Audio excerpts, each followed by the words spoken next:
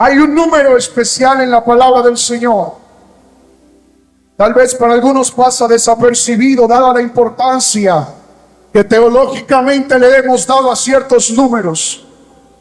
Amén. Sabemos y hemos estudiado acerca del número 7. El hermano Henry lo mencionó incluso hace unos momentos, hablando del número que representa la perfección divina de Dios.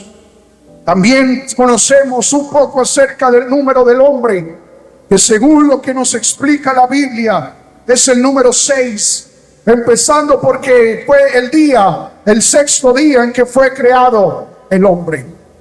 Pero hay un número en específico que no recala en tanta importancia porque aparece más implícito que explícito. Es decir, está más escondido que expuesto, está más en lo interno que en lo externo. Pero lo cierto es que el número 3, en todo lo que existe, en todo lo que es matemático, científico, filosófico, de todo aspecto, este número cobra mucha importancia. Dice la palabra del Señor que la existencia se basa en la tierra, los cielos y los cielos de los cielos. El tabernáculo tenía 3 sectores: los atrios, el lugar santo y el lugar santísimo. Incluso el templo, con todas las modificaciones de opulencia del rey Salomón, guarda la misma esencia: el lugar del sacrificio, el lugar de la adoración y el lugar donde descendía la gloria de Dios. Dice la palabra del Señor que Dios es el Padre, que Jesús es el Hijo, que Jesús es el Espíritu Santo. Oh, muchos se confunden porque creen que son 3 personas distintas, pero no. Dice la palabra del Señor, indiscutiblemente grande es el misterio de la piedad. Dios fue manifestado en carne, justificado en el Espíritu. Habla de 3 otra vez. Oh, ese número se repite una y otra vez a través de la Biblia. Por eso, amado hermano, yo le vengo a hablar acerca de la necesidad de entendernos a sí mismos como tabernáculo de Cristo. Usted es mente, aleluya, perdón, usted es alma, usted es espíritu y usted es cuerpo, aleluya. Por eso yo le vengo a predicar en esta hora de la necesidad de no solo encargarnos del cuerpo y de la apariencia, no solo encargarnos del alma y sus emociones, sino encargarnos de ser seres espirituales llenos de la gloria de Dios, que navegan en el Espíritu, que hablan en el Espíritu, seres integrales que son completos, cristianos completos.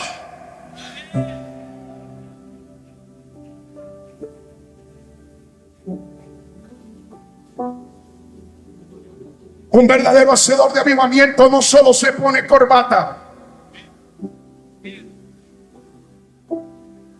Un verdadero hacedor de avivamiento no se emociona allá en el altar y salta y suda, amén, hablando del campo de sus emociones.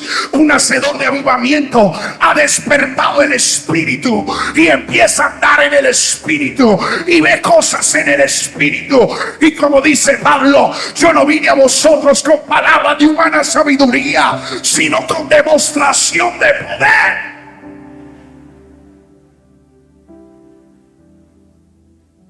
Oh, come on. No me hable, aleluya, de sola apariencia.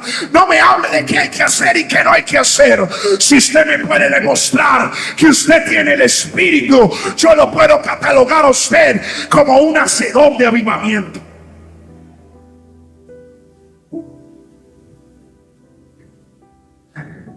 Podemos tener estructura, podemos tener organización, podemos tener un buen modelo, pero si no tenemos la unción del Espíritu, no somos nada. Podemos tener ropa, póngale el color que quiera si quiere, organícese como quiera, pero si usted no tiene el Espíritu, es una religión más, es un concepto humano más, es alguien que simplemente no tiene nada más que demostrar que simplemente emociones. Pero cuando la mujer de Dios y el hombre de Dios se paran, aleluya, ellos van a explicar con su ropa y con sus emociones lo que el Espíritu les enseña, lo que el Espíritu les dice. espíritu, alma y cuerpo.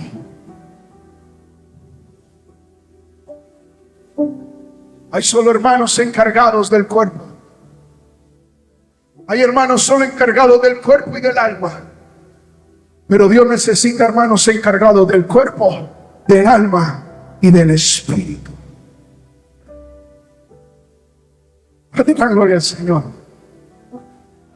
En este pasaje que estamos leyendo en esta tarde, es interesante ver la manera que el Señor, el creador de todo, infiere en este contexto histórico.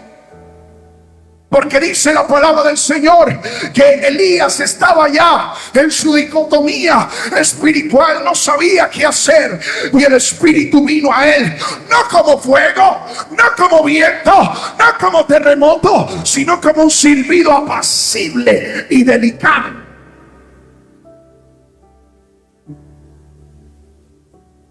Oh, discúlpeme, yo sé, hay que hacer ruido, hay que cantar a voz en cuello. Yo sé, a veces la demostración de Dios es como fuego consumidor, pero la iglesia del siglo XXI tiene que entender que no es solo algarabía y alboroto. A veces el Espíritu entra como un silbo que usted no puede ni siquiera percibir. Solo se da cuenta cuando le golpea el alma y le empieza a hablar al corazón. Martín, vivo, Martín, vivo.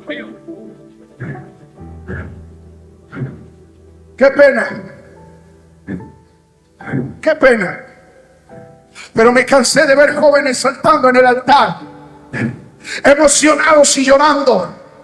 Pero cuando vamos a sus iglesias locales, no han cambiado ni un poquito. Qué pena con usted si le suena un poco arrogante. No es mi intención, pero yo prefiero cambiar que emocionarme. Yo prefiero, amén, que mis lágrimas sean de cambio y no de simplemente una emoción que se acaba cuando voy en el bus para el pueblo de nuevo. A toda gloria al Señor. Por eso el Señor tiene que hacer una jugada maestra aquí en Primera de Reyes 19 y le dice al profeta: mire, me va a ungir a Hazael por rey de Siria, me va a ungir a Jehú por rey sobre Israel y me va a ungir a Eliseo como profeta. La primera elección, el Señor está interfiriendo en lo mundano. Lo mundano estaba muy, amén, ido hacia las cosas negativas. El ambiente sociológico se estaba desbaratando con el antiguo rey de Asiria. Ese antiguo rey se había vuelto loco, había matado a sus hijos en el fuego. Incluso el único que le quedaba, que era heredero al trono, lo mató. Por eso el Señor quiere hacer un cambio.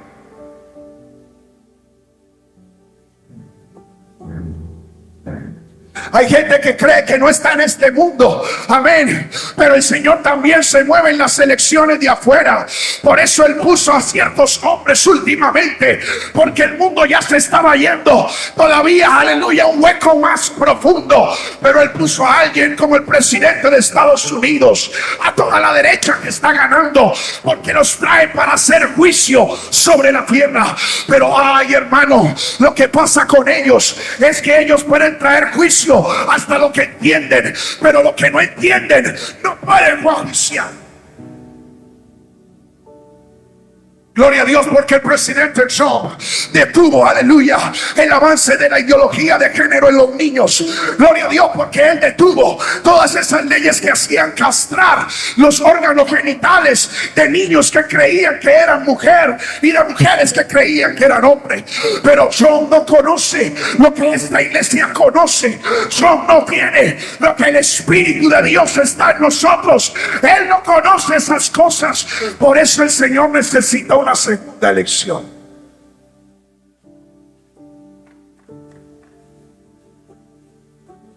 ¿Están conmigo? Lo que Hazael no puede juzgar, entonces voy a poner a otro que lo juzgue. Entonces puso a Jehú, que es el rey de Israel. Y aquí ustedes se me van a enojar. Porque Jehú termina siendo todo el sistema religioso que se cubre de lo mundano. Gloria a Dios, porque todavía tenemos personas que no dejan que lo mundano se meta a la iglesia. Gloria a Dios, porque todavía hay pastores que no dejan que lo mundano se meta a la iglesia. Pero déjeme decirle algo: la religión no es la solución a nuestros problemas.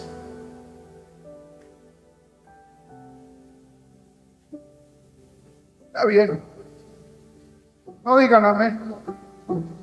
Pero la religión no es la solución a nuestro problema. Vuelvo y le repito: Jehú iba a matar lo que Asael no podía matar. Y eso lo hace, amén, la estructura, la organización. Nos organizamos, tenemos un nombre, operamos de cierta forma, aleluya, y de cierta manera le hemos puesto la puerta cerrada a cosas mundanas que se quieren meter en la iglesia. Y hemos sido jueces de lo mismo, porque lo mundano no puede acceder a la iglesia. Pero hay un punto donde nos hemos vuelto demasiado religiosos, nos hemos vuelto demasiado, amén, de debatir sobre una cosa u otra. Y por eso el Señor le dice a Elías: lo que Asael no pudo matar, lo que lo mundano no pudo matar, lo religioso lo va a matar. Pero lo que lo religioso no puede matar, Eliseo. ¿Sabe qué representa Eliseo? Eliseo representa la mente del espíritu. Eliseo representa al hombre y la mujer que no son solamente religiosos, sino que navegan en las aguas del espíritu. Y lo que la religión no puede matar, el espiritual lo va a matar.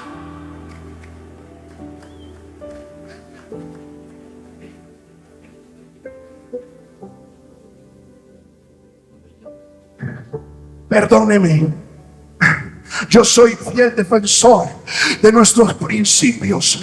Yo no voy a vender lo que mi papá me enseñó. Yo no voy a vender lo que mi mamá me enseñó. Mi esposa también fue criada, amén, en los caminos del Señor. Y le enseñamos a nuestros hijos cómo deben comportarse delante de Dios y en la iglesia. Oh, pero amado hermano, yo no estoy aquí porque aprendí a vestirme con corbata, porque aprendí a ponerme un pantalón de sastre. No, yo estoy aquí porque un día yo estaba nadando en el pecado y el Espíritu de Dios me rescató y me sacó, amén, de allá de lo mundano, y me enseñó que lo religioso no me va a llevar al cielo, sino navegar en el poder del Espíritu.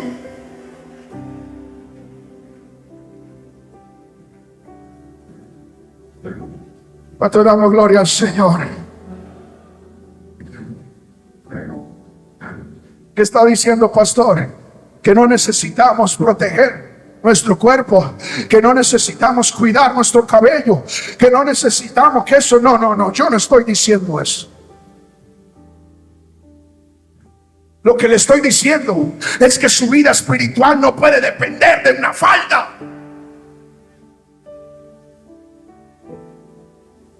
¿De qué sirve tener una falda que atraviese el suelo 3 metros bajo tierra si usted vive navegando en el chisme?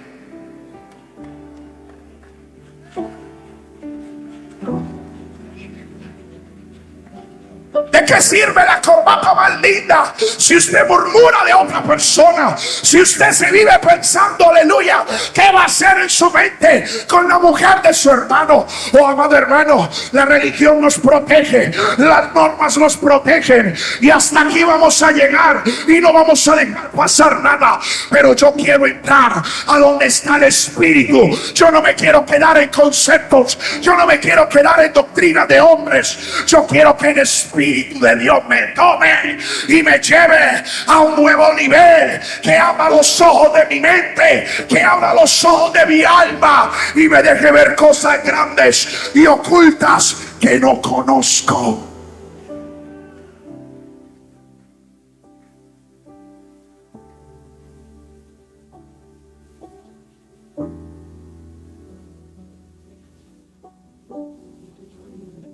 Todos nos preguntaban: ¿Por qué no tenemos el mismo avivamiento de hace unos años? Todos nos preguntamos eso. Pero resulta, disculpe que diga esto, pero lo tengo que decir. Pero resulta que lo organizacional se volvió más importante que lo espiritual. El cargo se volvió más importante que la relación con el Espíritu de Dios. Yo sé, hermano, yo me subí aquí con temor y temblor, porque sé que voy a ser confrontado por algunas personas. Y más que esto, está en las redes sociales. Pero yo se lo tengo que decir en el nombre de Jesús. Pasemos de ser simplemente como la mente de Jehú. Amén. Cuando usted va a mirar qué fue lo que hizo Jehú como rey, dice la palabra del Señor que hizo lo malo delante de los ojos de Dios. Pero ¿cómo? Si él era el que iba a enjuiciar a lo mundano. ¿Cómo si él era el que iba a enjuiciar a lo idólatra? Pues sí, hermano, es que si Jehú no se convertía en un David, no se convertía en un Josías, entonces simplemente no iba a ser un hombre conforme al corazón de Dios. ¿Sabe por qué David y Josías pudieron ser hombres conforme al corazón de Dios? Porque ellos, además de juzgar lo idólatra, además de juzgar lo mundano, se metían en la presencia de Dios y amaban a Dios por encima de todo, por encima de su propio concepto.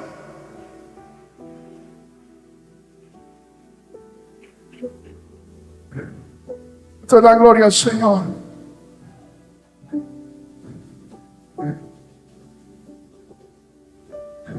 La mente de Asael y la mente de Jehú se definen en una sola cosa: el hombre natural. Diga conmigo, el hombre natural.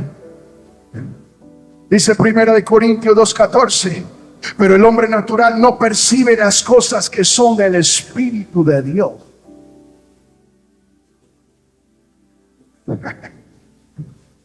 ¿Está conmigo?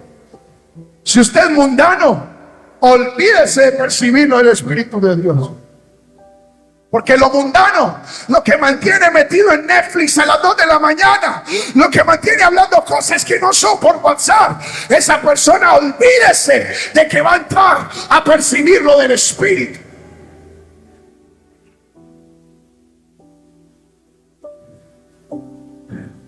Pero había una religión bastante legalista cuando Jesús vino aquí a la tierra, a los fariseos. ¿Y sabe qué le dijo Jesús a los fariseos? A donde yo voy, vosotros no podréis ir. A donde yo voy a estar, vosotros no podréis estar. ¿Sabe por qué? No porque los fariseos no cumplieran con sus normas, no porque los fariseos no fueran buenos, aleluya, en lo que practicaban, eran los mejores. Fariseo de fariseos se identificó Pablo, pero Pablo un día entendió que como estaba viviendo no iba a acceder a la gloria de Dios, se tuvo que rendir.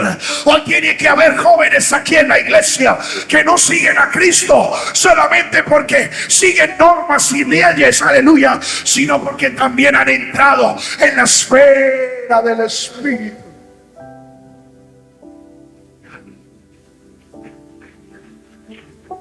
En la esfera del Espíritu.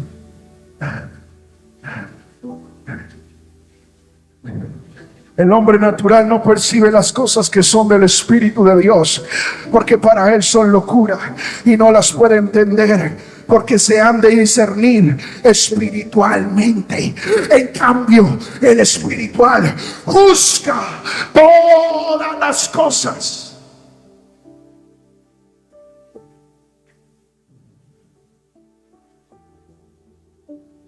Usted quiere tener autoridad, tiene que volverse alguien espiritual. Usted quiere tener autoridad, pues usted tiene que ir más allá del concepto humano. Usted tiene que entender con la mente del Espíritu. Le dijeron los fariseos al Señor: mire, esta mujer la encontramos adulterando, esta mujer la encontramos, y dice la ley, dice la religión, que hay que matarla. Y el Señor, aleluya, de una manera bastante especial le dice, bueno, si la ley dice que hay que matarla, entonces Él les dice a ellos, el que esté libre de pecado, que tire la primera piedra. Pero ¿cómo, Jesús? Si la ley dice que si la hallamos hay que matarla. Pero el espiritual entiende que cuando un hermano ha caído, no es la hora de empezar a condenarlo y a sacarlo de la organización y a sacarlo a patadas. No, oh aleluya, el que puede hacer eso es el que está libre de pecado. Pero yo le digo una cosa, todos aquí tenemos que reconocer que le hemos fallado a Dios, que no somos perfectos y no somos nadie para juzgar a otro. Ay, no, yo sé que eso no le gusta, pero se los tengo que decir. Gloria a Dios, aleluya, por estas dos enseñanzas anteriores.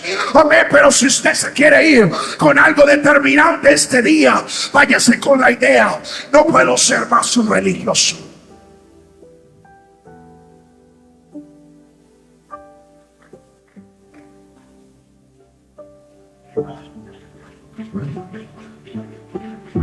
¿Sabe?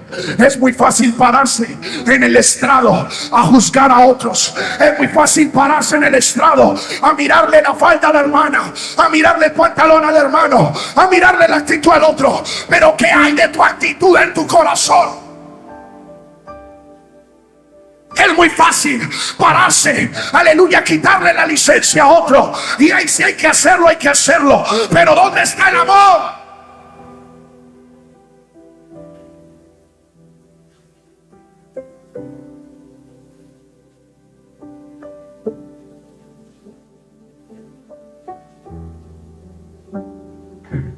¿A dónde está la misericordia?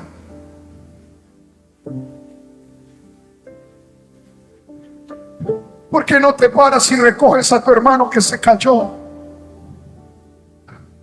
Bueno, alguien se descarrió. ¿Por qué no le pegas una llamadita y le dices: no vengo a llamar a juzgarte, vengo a llamar a recogerte con mi amor?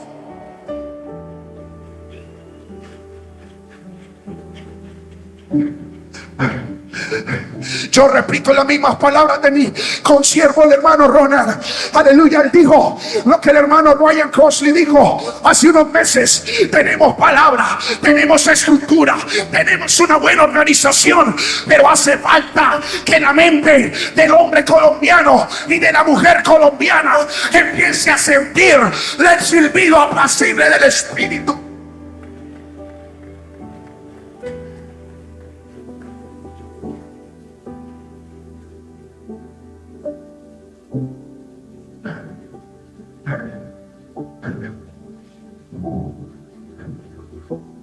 Le dijeron a Jesús: Maestro, dice la ley que podemos tener carta de divorcio. Que el Señor no se puso a debatir como hoy día otros debaten. Es que veas que aquí, es que acá. No. Él simplemente se paró y le dijo: mire, Moisés les puso eso por la dureza de su corazón. Pero yo le digo que aquel que adultera, desde que lo pensó, está adulterando.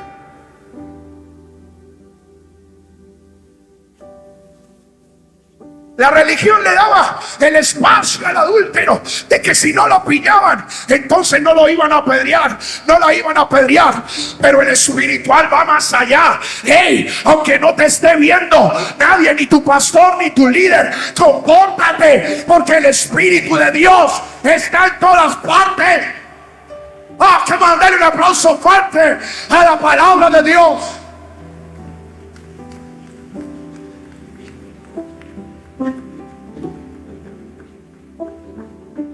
Y le dice: en el principio no fue así.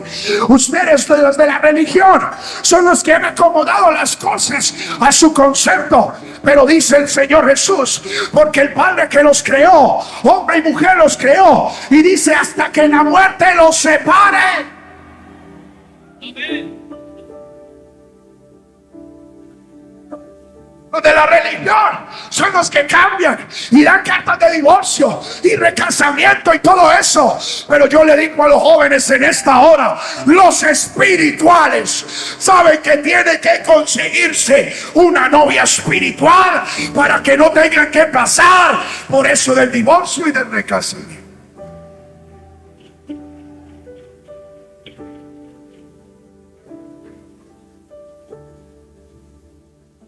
Tranquilo, no se vaya a ir todavía.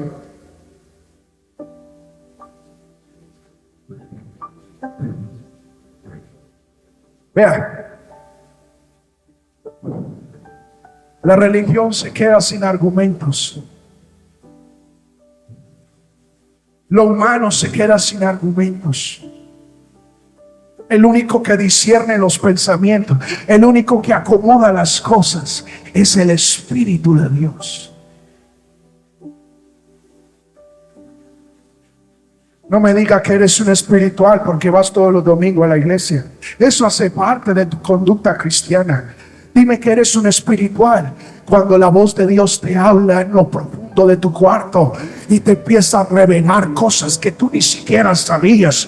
Oh, predicador, no me digas que eres un espiritual si vienes a disertarnos con teología y con convencimiento humano. Cada vez que salga una palabra de tu boca, tiene que salir con la influencia del Espíritu para que la congregación cambie, para que los hermanos entiendan lo que la palabra de Dios quiere decir. Oh, querido músico, gracias a Dios por el talento. Oh, yo aboco por el talento en esta iglesia y quiero que cada vez sea mejor, pero tenemos que entrar con los carbones encendidos del atrio y tenemos que llegar al lugar santo a levantar incienso delante de la presencia de Dios, sacrificando la carne, sacrificando lo humano.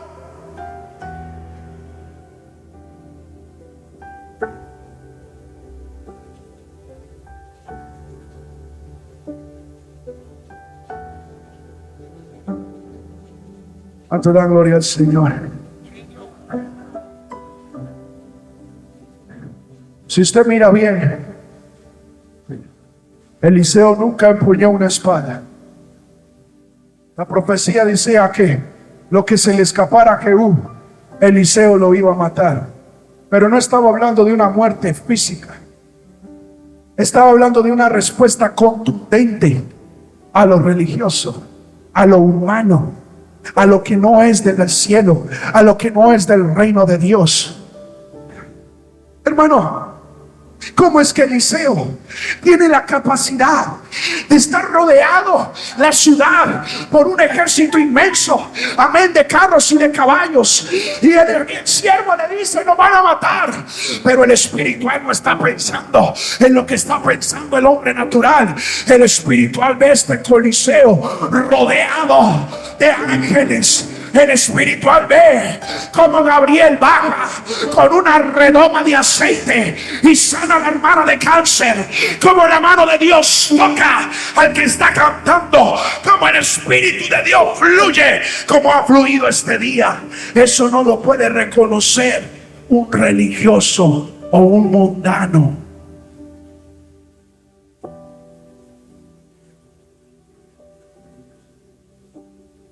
Déjenme hablar un poquito aquí. Un día, la tsunamita, ¿cuántos saben esa canción? La tsunamita, no, eso no es, eso es de la Biblia. Y la tsunamita venía corriendo. Y Eliseo, el Espíritu, le dice: ahí viene la tsunamita. Pero el Espíritu no le revela a Eliseo qué está pasando. Entonces Eliseo le dice a Jesse, corre y pregúntale a la tsunamita qué está pasando, porque Dios no me lo ha querido revelar. Jesse va, la tsunamita no quiere decir nada solo hasta que esté enfrente de Eliseo. Y cuando llega donde Eliseo le dice: padre, no te dije yo que no quería un hijo. Entonces Eliseo entiende que se le murió el hijo. Y cuando van de camino le dice a Jesse, corra más rápido y vaya y ponga mi báculo sobre el niño y sanará. Pero llega Jesse pone el báculo y no pasa nada. ¿Sabe qué hace la mente religiosa? No, eso es que a esa persona le faltó fe. Yo sé, hermano, a mí el amén no me asusta. Si usted no dice amén, yo hace rato perdí ese miedo. Pero eso pasa hoy día. Cuando viene alguien en silla de ruedas, cuando alguien viene con un demonio y no se va, entonces la excusa es, no, es que esa gente no tenía fe. Pero Eliseo no se rinde. Llega al lugar, ora por el muchacho y el espíritu todavía no le dice nada. Lo que Jesús estaba tratando de mirar ahí en Eliseo era, voy a ver si amén, persiste. Un espiritual no se rinde en el avivamiento. Un espiritual no se rinde en el llamado al altar. Un espiritual no se rinde hasta que la persona reciba el Espíritu de Dios. Un espiritual no se rinde hasta que la célula reviente y dé frutos. Un espiritual no se rinde porque no lo llamaron a predicar. Un espiritual sigue. Pongo el báculo, no pasa nada. Me acuesto sobre el niño una vez, no pasa nada. Pero Eliseo persistió. Eliseo sabía que algo tenía que pasar.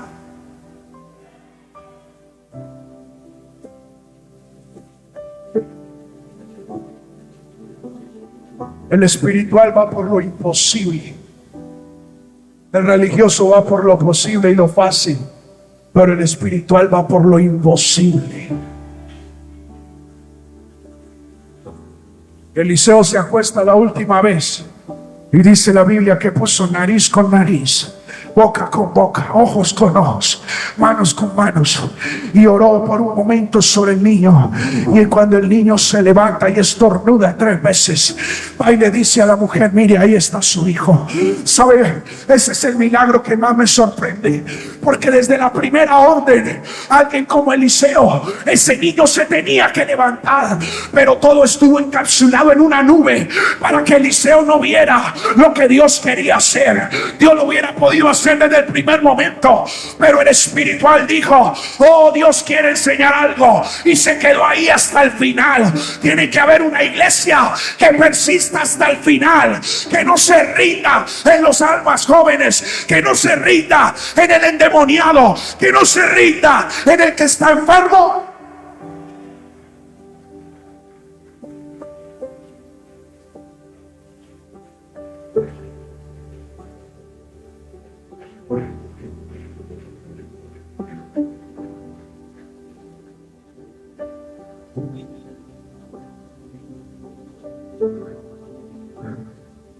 Eliseo simplemente mostró lo que hasta él no podía mostrar, lo que Jehú no podía mostrar, lo mostró el hombre espiritual del momento. La última, el rey de Siria atacaba a Israel y no le salía una, porque toda estrategia militar se le desvanecía en un momento. ¿Y sabe qué le dijo alguien al rey? Mire, rey, dice, deje a esa gente quieta, porque allá en ese pueblo hay un profeta que sabe cada movimiento que usted hace y cada palabra que usted dice en lo más profundo de su recámara. El profeta de Dios se da cuenta.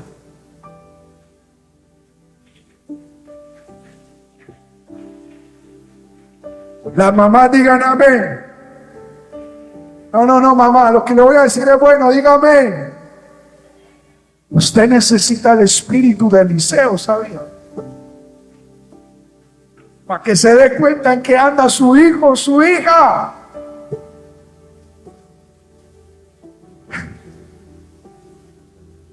Un día yo llegué a la casa, yo era adolescente, ya estaba en la universidad, y me metieron el cuento de la revolución.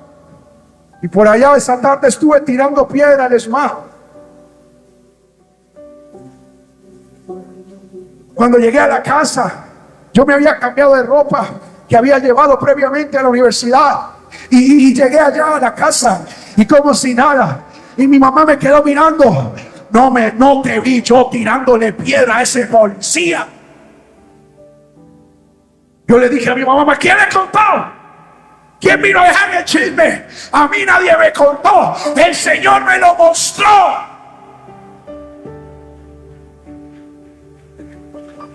La iglesia tiene que estar llena de mamás espirituales que se den cuenta en que está la familia, porque la mujer sabia edifica la casa, y esa sabiduría solo proviene del Espíritu de Dios.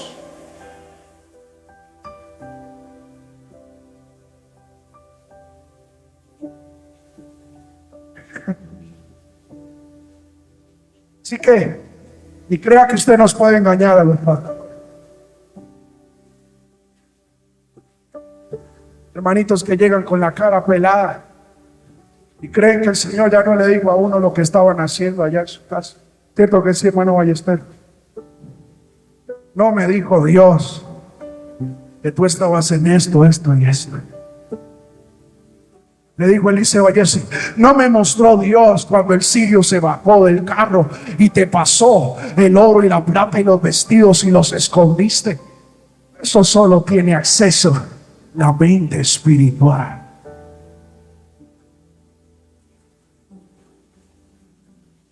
Pero yo no vengo a decirles simplemente qué es lo que tienen que hacer. Hoy les quiero dar una herramienta de cómo hacerlo.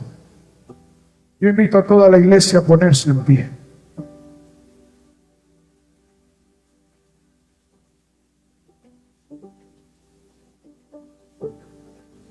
Si lo ofendí, con todo el amor de Dios, perdóneme. Si no vuelvo a aparecer en el Cauca, ya sabemos por qué.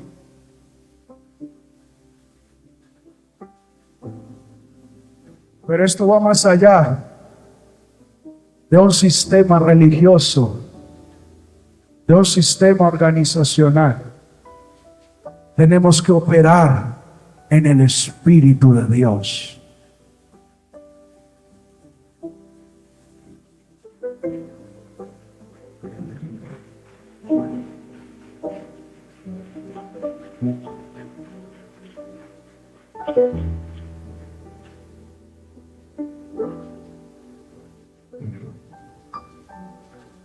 Hace unos meses estuve en una conferencia para ministros. El Señor obró de manera poderosa en mi vida, pero yo iba con la necesidad de querer escuchar la voz de Dios más allá de lo que ya he podido entender de Él.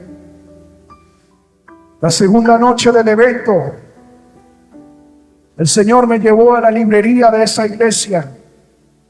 Había un libro más pequeño que este. El pastor de esa iglesia, dice el libro, el título del libro, Del cielo a la tierra. En esa iglesia han ocurrido milagros que usted quedaría con la boca abierta. Pero una de las cosas que caracteriza a esta iglesia es que las 24 horas del día hay un hermano o una hermana orando. Présteme atención, no se desvíe. No le preste atención al enemigo. Míreme a mí. Lo que caracteriza a esa iglesia es que hay un hermano o una hermana orando 24 horas al día en el templo. Siempre hay alguien orando. Usted entra a la 1 de la mañana, hay alguien. Entra a las 5, hay alguien. Todo el día hay alguien orando. Y llevan esta práctica por más de 3 generaciones. Esa iglesia tiene más de 3.500 miembros apostólicos del nombre, y pasan cosas sobrenaturales. Y el libro es del pastor, que le dice al que lo lea cómo llegar a ese nivel. Yo pensé que él me iba a salir con cosas hundas, de esas que uno se queda, ¿verdad? No. Él simplemente dice, le voy a enseñar a orar. Yo casi que cierro ese libro. ¿Quién me va a venir a enseñar a orar? Llevo 7 años de pastor, 13 años de evangelista y pastor. ¿Aquí quién me va a enseñar a orar? Pero seguí leyendo, gracias a Dios. Y cuando terminé el libro, porque estaba tan bueno, lo terminé a los 3 días. Me di cuenta que yo llevo más de 15 años de vida cristiana real. Yo soy hijo de pastor, pero cristiano real, 15 años. Y no sabía orar. Es que el secretario nacional de los jóvenes. No era que no sabía orar, simplemente que a veces oramos sin tener entendimiento de cómo hacerlo. Y el hermano explica que la oración se tiene que orientar a la manera del tabernáculo. Por eso les hablé de 3. El número 3: primero entras a los atrios, luego pasas por las columnas del templo, luego pasas al lugar santo y por último llegas al lugar santísimo. ¿Les gustaría hacer esa oración conmigo hoy? ¿Sabe cuál es el problema?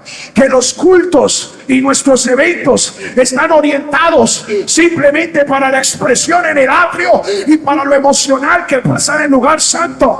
Pero pocas veces hemos entrado al lugar del Espíritu, al lugar santísimo. Y el culto está diseñado así: más tiempo de la alabanza que de la palabra, más tiempo de otra cosa que de la palabra del Espíritu. Por eso tenemos que rediseñar nuestra estructura y pensar como Cristo piensa, como el tabernáculo que Él quiere que seamos.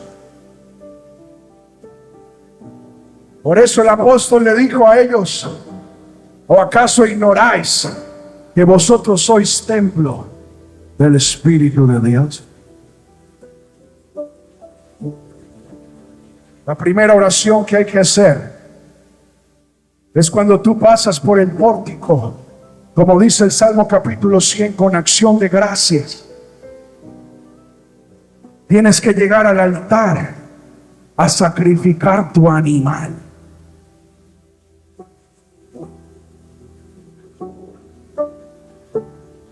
Hace unos años, yo tenía 5 años, pastor, y yo sabía, porque soy hijo de pastor, que a las 4 de la tarde teníamos que estar listos.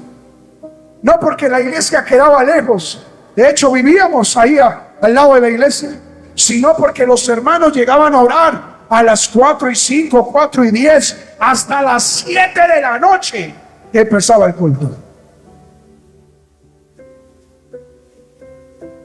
¿Sabe por qué? Porque el altar del sacrificio, las dimensiones del sacrificio, del altar del sacrificio son tan grandes que todos los elementos del tabernáculo caben ahí. ¿Sabe qué quiere decir eso? Que el sacrificio tiene que ser siempre más grande que la alabanza. Hoy día nos hemos vuelto mucho de alabanza, 1:30, pero no oran ni 5 minutos antes del culto, ni 10 ni 20 siquiera. Yo sabía, pastor, es que si salgo temprano me echan. Pues el Señor prometa. Pero usted tiene que llegar a la iglesia temprano a orar. Un hacedor de avivamiento sabe que tiene que sacrificar primero antes de subirse al altar.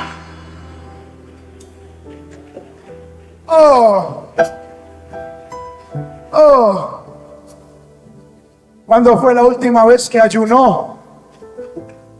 Y no esos ayunos express de hoy día, hermano, que se acabó a las 12 del mediodía. ¿Y dónde está mi desayuno?